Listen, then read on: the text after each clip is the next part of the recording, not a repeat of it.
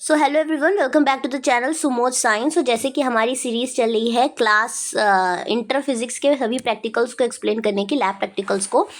मेरे पास रिक्वेस्ट कुछ बच्चों की आ रही थी कि उन्हें चाहिए refractive index of a liquid by using a concave mirror, हम कैसे फाइंड आउट करते हैं इस प्रैक्टिकल को एक्सप्लेन करने की। मैं आपको बता दूं कि जो वाइवा है वो ऑलरेडी मैं रिफ्रैक्टिव इंडेक्स से जुड़े हुए जो भी इंपॉर्टेंट पॉइंट्स हैं वो मैंने डिस्कस कर दिए इससे पहले की वीडियो में।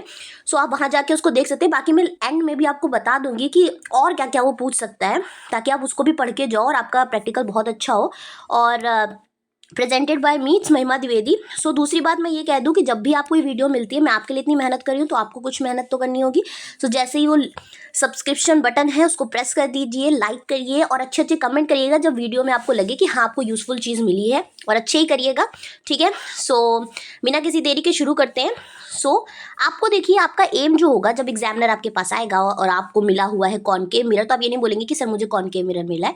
आप अपना पूरा एम बोलेंगे, sir I am finding the refractive index of a liquid by using a concave mirror, ठीक है। आप अपना एम क्लियर है और आपको पता है कि आपको किसी लिक्विड का रिफ्रैक्टिव इंडेक्स निकालना है। वो लिक्विड क्या है वो आपको पता होना चाहिए। आमतौर पर वो लिक्विड वाटर होता है सभी के यहाँ, बट किसी किसी के केस में शायद लिक्विड कुछ और हो, तो वो आपको पता होना चाहिए। और उसका रिफ्रैक्टिव इंडेक्स भी आपको पता होना चाहिए। तो वाटर का हम सभी को पता है 4/3 होता है, यानी कि 1.33 होता है। तो यही हमें फाइंड आउट करना है, बट हमें कैसे करना है वो हमारे लिए अपरेटस रिक्वायर्ड, वही जो भी आपके लगते हैं, या मीटर स्केल कर लीजिएगा, ठीक है। जो भी रिक्वायरमेंट्स होती हैं उनको करने के बाद अब देखिए, सबसे पहले आपको वहाँ क्या करना होता है, आप सभी को पता है कि आपको, जैसे आपने इससे पहले वाले में जहाँ आपका था कॉन्वेक्स मिरर और प्लेन मिरर के मदद से, वहाँ पर आपके पास यही सेम अपरेटस था, ठीक है। बस यहाँ पर जो आपका प्लेन मिरर और कॉन्वेक्स मिरर को हटा के आप कॉनकेव मिरर लेके आएंगे और वो यहाँ रख देते हैं आप, ठीक है। और वो कॉनकेव मिरर जब आप रखते हैं तो आप सबसे पहला जो टेबल करने के लिए आप सबसे पहला काम क्या करते हैं कि आप ऑब्जेक्ट को ऊपर नीचे कर कर ये देखते हैं कि मिरर के अंदर आपको ये पोजीशन कहाँ पर मिल रही है, जहाँ पर इमेज का जो पॉइंट है वो मिरर के अंदर आपको ऐसा दिखे, कॉनकेव मिरर के अंदर, कि टिप टू टिप मैच कर रहा है। ये टिप टू टिप मैच कराना बहुत इंपॉर्टेंट है। अब आखिरकार ये टिप टू टिप जब मैच होती है तो हम आखिरकार कौन सी पोजीशन पर पहुंच जाते हैं, ये आप नॉर्मली देखेंगे बिल्कुल, ठीक है, ऊपर से, ठीक। तो ये टिप टू टिप जैसे ही मैच होती है तो ये आपकी पोजीशन कौन सी है, तो मैं आपको बताऊं, जैसे कि मैंने वहां पर पूरा आपको एक्सप्लेन किया था कि क्यों हो रहा है, यहाँ भी मैं एक्सप्लेन करूंगी कि एक्चुअली में आप यहाँ पर आइए और सस्पेंस के साथ ये ध्यान रखिए कि आपको ये पता है कि आप जब आपने रे डायग्राम्स बनाए हैं कॉनकेव मिरर में, तो आपको पता है जब सेंटर ऑफ कर्वेचर पर आपका रखा हुआ था ऑब्जेक्ट, तो जो आपको इमेज मिलती है वो रियल और इन्वर्टेड उसी साइज की मिलती है उसी जगह पर, ठीक है।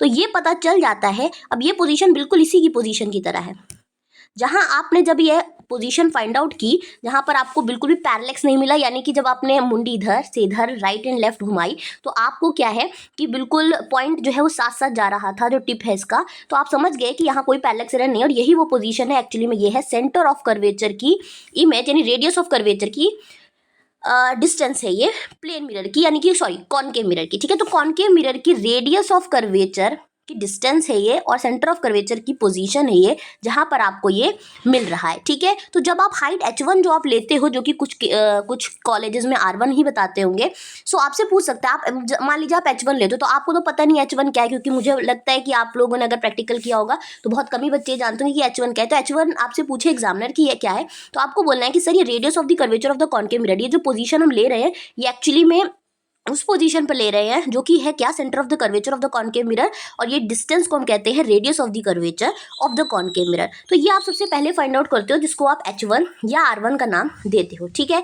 उसके बाद क्या होता है, आप उसके ऊपर एक पानी उस मिरर के अंदर ऊपर डाल देते हो। पानी डालने से क्या होता है, जहां आपको पोजीशन ये सेंटर ऑफ कर्वेचर की यहाँ मिल रही थी, ठीक है, वो पोजीशन में क्या होगा कि रे यहीं से जा रही है सेंटर ऑफ कर्वेचर से, अगर तो ये पानी के मिलने की वजह से यहाँ क्या होता है, रिफ्रैक्शन की प्रोसेस हो जाती है, ठीक है। अब क्या होता है कि रे ऐसे ऐसे तो देखिए यहाँ पर सीधी जा रही थी, ठीक है, यहाँ पर बात करें तो रे में कहीं पर भी नहीं था, सीधे जाके वापस आ जाती है, ठीक है, रिट्रेस करती है और इमेज वहीं ऑब्जेक्ट के पास ही उल्टी मिलती है आपको, ठीक है। लेकिन यहाँ पर क्या हुआ, यहाँ जा तो रही थी, पर यहाँ पर जाते ही क्या हुआ कि इस जैसे ये इंसिडेंट की, इसको मीडियम दूसरा मिल गया, रेयरर से यहाँ पर डेंसर मीडियम, आपको पता है लिक्विड एक डेंसर मीडियम होगा कंपेरिजन टू द एयर। ये एक डेंसर मीडियम मिल जाता है जैसे इसको, तो यहाँ क्या होता है कि आपको पता है डेंसर मीडियम में जाते ही ये टूवर्ड्स दी नॉर्मल नॉर्मल क्या कर देती है, नॉर्मल है आपका बेंड हो जाती है। तो बेंड होने की वजह से ये लाइट यहाँ ना आते हुए आप इसी को अगर आप ऐसे ऐसे खींचेंगे तो देखिए ऐसे जा रही है, तो ये वही खिंचती हुई जो है इस पॉइंट पर जाती है और ऐसा ये पोजीशन आपको मिलती है जहाँ ऑब्जेक्ट अब आप लेते हैं और आपको सेंटर ऑफ कर्वेचर जो है उसके थोड़ा ऊपर मिलता है। ठीक है, ये हाइट जो होती है वो होती है जो रिफ्रैक्शन की प्रोसेस की वजह से आपको ये वाली डिस्टेंस जो है, तो आप ये बोलोगे कि सर जब हम वाटर डालते हैं तो एक्चुअली में कॉनकेव मिरर का जो रेडियस ऑफ द कर्वेचर है वो चेंज हो जाता है। ठीक है, और इंक्रीज ही होगा, ये आप ध्यान रखिएगा। तो वो चेंज हो जाता है रिफ्रैक्शन की वजह से, यहाँ रेडियस ऑफ द कर्वेचर की जो वैल्यू है वो चेंज हो चुकी है और यही आपको वहाँ पर बताना है। ठीक है, तो और ये हुआ किसके, वाटर की वजह से। तो यहाँ पर हम रिफ्रैक्शन का लॉ लगाएंगे जिसकी मदद से हम रिफ्रैक्टिव इंडेक्स को फाइंड आउट करेंगे। तो ये आपको ध्यान रखना है। तो रिफ्रैक्शन की प्रोसेस को लगाने के लिए आपको बता दूं, जो ये इंसिडेंट हुई है ये अगर आई था तो ये भी क्या है आपका आई है। और आप देखिए यहाँ पर अगर ढंग से देखिए तो ये अगर आई था, ठीक, ये आई था तो ये रिफ्रैक्ट की तो ये आर है, तो ये आर है, तो यहाँ पर ऐसा कुछ बनाया है नॉर्मल, तो ये भी आर है। ठीक है, ये जो दिख रहा है, ठीक, ये आर है, तो ये वाला भी आपका अल्टरनेट एंगल के हिसाब से अगर ये पूरी लाइन ऐसे पैरेलल वाली खींचो तो ये भी क्या है, आर है। कुल मिला के एंगल्स आप समझ गए होंगे। ठीक है, एक बार दोबारा देख लेना एंगल्स क्या है, क्योंकि मुझे जल्दी जल्दी बताना है आपको। अब आपको क्या करना है, आपको दो ट्रायंगल्स पे फोकस करना है, एक ये ट्रायंगल, ठीक, और एक ये ट्रायंगल। तो सबसे पहले अगर ट्रायंगल पे फोकस करें तो जब ये वाला ट्रायंगल करेंगे तो हम इसकी मदद से साइन आई निकालेंगे। ठीक है, अब देखिए फॉर्मूला आपको यहाँ पर रखना है, refractive index of water with respect to air जो होता है हमारा रिफ्रैक्शन में, इस फेज पे sine i upon sine r होता है। तो साइन आई आप कैसे निकालोगे, तो इसी ट्रायंगल की मदद से आप क्या करोगे कि देखिए साइन आई क्या होता है, परपेंडिकुलर अपॉन हाइपोटेनियस। तो ये आपका परपेंडिकुलर है एक्स, अपॉन हाइपोटेनियस की बात करें तो ये QC1 है। ठीक, तो आप QC1 लिख दोगे। तो यहाँ पर जो लिखा है वो यही लिखा है, साइन आई जो है आपका x अपॉन QC1 है। ठीक है, साइन आर की बात करें तो अब आपको ये ट्रायंगल लेना है, ये वाला, और साइन आर क्या हो जाएगा, यही परपेंडिकुलर इसके लिए भी है, तो साइन आर की जो वैल्यू होगी वो हो जाएगी x अपॉन, लेकिन इसके लिए जो हाइपोटेनस है वो QC है। ठीक है, तो आपने क्या किया, QC किया। सफाई के लिए यहाँ दिखा दूँ, ये QC आपका ये रहा, ये पूरी डिस्टेंस QC थी। ठीक है, ये वाली, ठीक है, तो QC है। तो साइन आर की जगह हमने डायग्राम से ये लिख लिया। ठीक है, x अपॉन QC। अब देखिए QC ऊपर जाएगा, QC1 नीचे आएगा, x से x कैंसिल हो जाएगा। तो इस जो QC है ये इतनी पास होती हैं, ठीक है, मैं आपको बता दूं ये इतनी पास होती हैं कि ये आप शायद इसको QC बोलो चाहे आप इसको PC बोलो, क्योंकि ये डिस्टेंस बहुत ज़्यादा कम होती है, बहुत ही माइन्यूट होती है, बहुत ज़्यादा आपकी ऑब्जर्वेशन पर इफेक्ट नहीं डालेगी। ठीक है, तो इसको हम क्या बोल देंगे, PC1, और इसको बोल देंगे PC, जो QC है उसको PC और इसको PC1। तो अप्रॉक्सीमेटली हम ये कह सकते हैं। तो एक्चुअली में अगर आप PC देखो तो है क्या, ठीक, PC,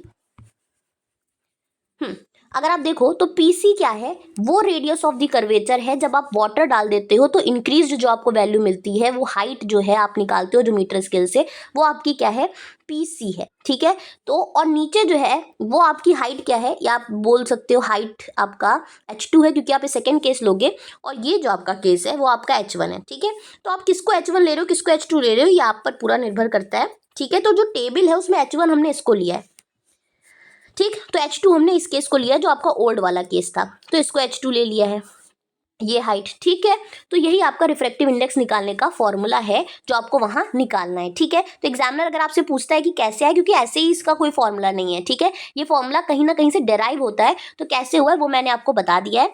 अब देखिए आपको करना प्रैक्टिकल के अंदर तो यही है, टेबल जो है ये आपके सामने है, ठीक, तो यहाँ लिखा है when mirror is filled with liquid, यानी कि जब आप मिरर को लिक्विड के अंदर फिल करोगे, वो हमने यहाँ H1 लिया है, और जब मिरर H2 जो है हमारा, जब आप क्या करोगे, एम्प्टी रहेगा, वो डिस्टेंस ये है, और बस उसके बाद H1 अपॉन H2 कर देना है। तो पहला तो केस आपका खाली वाला होगा, तो पहला आप खाली वाला लोगे और उठा के क्या करोगे, ये कचरा। ठीक है, तो आपको सबसे पहले क्या करना है कि ये आपका पहला केस होगा जहां पर आप कुछ भी नहीं रखोगे। अब हम लोग ऑब्जर्वेशन टेबल लेने जा रहे हैं, मैंने समझा दिया आपका करना क्या था और कैसे फॉर्मूला है। ठीक है, मिरर रखोगे और उसके बाद क्या करोगे कि जैसे ही ये पोजीशन मिलती है, विदाउट पैरेलैक्स, एरर नहीं होनी चाहिए, उसके बाद आपको मान लीजिए ये इमेज आप मीटर स्केल से नापोगे और आपको ये 18 सेंटीमीटर पर मिली है। ठीक है, तो आप क्या करोगे, तुरंत टेबल पे जाओगे और इस जगह पर क्या करोगे, 18 तुरंत लिख लोगे। अब आपको इसी मिरर के ऊपर, कॉनकेव मिरर के ऊपर डालना है वाटर। ठीक है, जैसे ही वाटर डालोगे ये पोजीशन बढ़कर क्या हो चुकी होगी, ये बढ़कर हो चुकी होगी, एक मिनट रब कर दूं, ठीक है, बढ़कर ये वैल्यू आपको कुछ मिलेगी और बढ़ी हुई होनी चाहिए।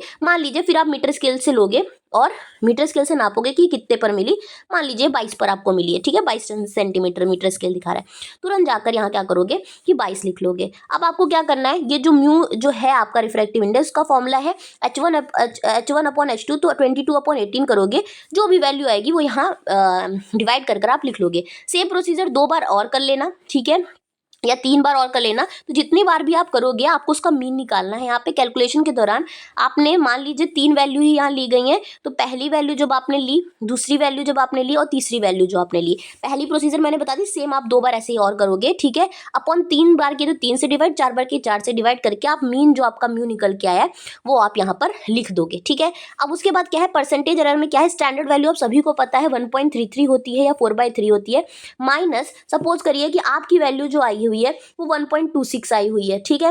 माइनस करोगे अपॉन स्टैंडर्ड वैल्यू 1.33 करोगे, इंटू 100 करोगे, जो भी परसेंटेज एरर है वो यहाँ लिख दोगे और जैसा भी आया वो आप लिख देना, ठीक है। नेक्स्ट बात करें तो प्रिकॉशंस भी वहाँ लिखने होते हैं, बता सकते हो आप प्रिकॉशन, और पूछे कि आपने एक्सपेरिमेंट के दौरान क्या क्या बातों का ख्याल रखा है, तो आप बोलोगे सर कि मैंने distance should be measured from the pole, यानी कि पोल से ही आपको जो है कॉनकेव मिरर की डिस्टेंस हमेशा लेनी है, ठीक है। तो ये आपको ध्यान रखना है कि सारी डिस्टेंस यहाँ किससे ली जाती हैं, पोल से ली जाती है। तो बिल्कुल ऐसे मिड से लेते हुए ही क्या करना, डिस्टेंस को लेना मिरर के, ठीक है।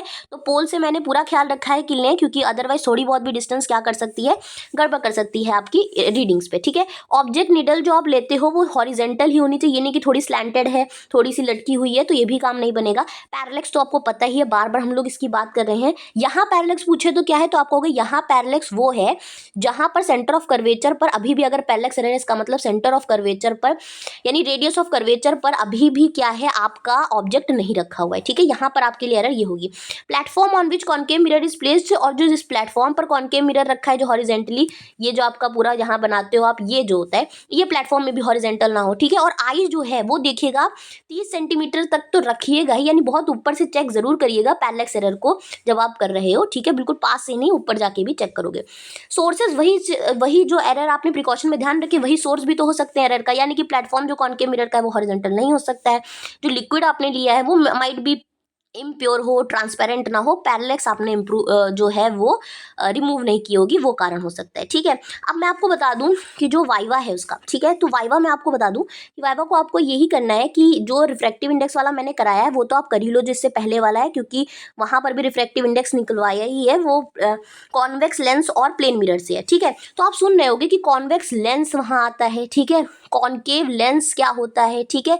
इसके अलावा यहाँ जो मिरर है तो कॉनकेव मिरर और कॉन्वेक्स मिरर भी आपको पढ़ना है, ठीक है, कि उससे रिलेटेड उसकी इमेजेस कहाँ बनती हैं, कौन रियल इन्वर्टेड बनाता है, कौन वर्चुअल एरर बनाता है, कौन सी पोजीशन पे बनाता है, total internal reflection, critical angle, lens maker formula, mirror formula, ठीक है, इवन प्रिज्म, ठीक है, ये सभी इंक्लूड हो जाते हैं ऑप्टिक्स के अंदर जब वाइवा लेने आता है।